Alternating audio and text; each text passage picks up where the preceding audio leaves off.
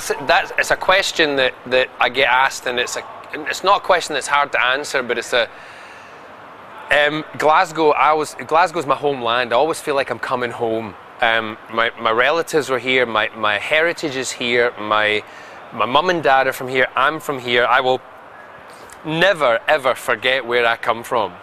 And even when I was in America, when I went to my high school prom, I wore my kilt.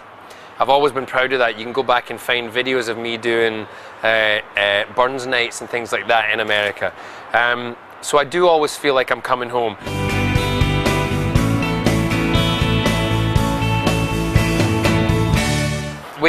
It's the kind of thing that when we went to the States, anyone who came over from Scotland had to bring iron brew. In those days, it wasn't these, it was, remember the thicker cans? No, not bottles. They had those cans with the old-fashioned pull tops. Oh, right, The ones that they used to put inside, and people choked on them, and then they stopped making them.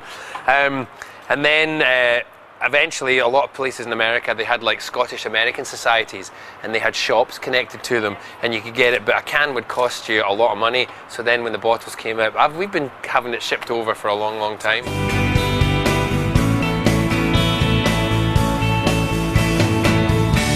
Well, Captain Jack changed my life.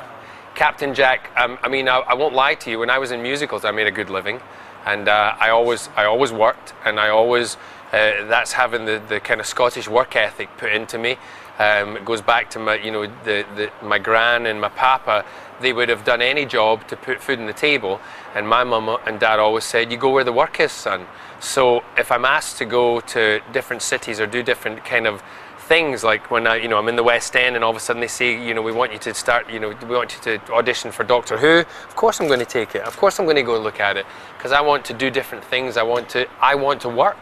So and that led to pantomime, and here I am.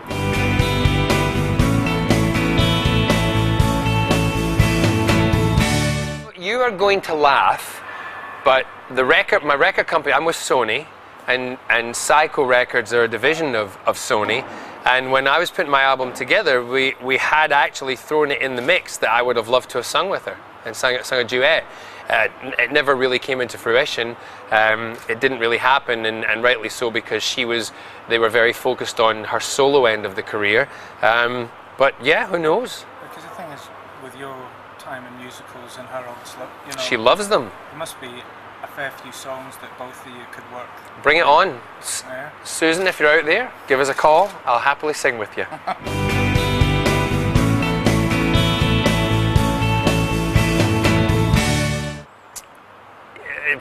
A friend of mine has said, you'll plan and plan and plan, and it's never the right time. You just have to do it. Yeah. And it works.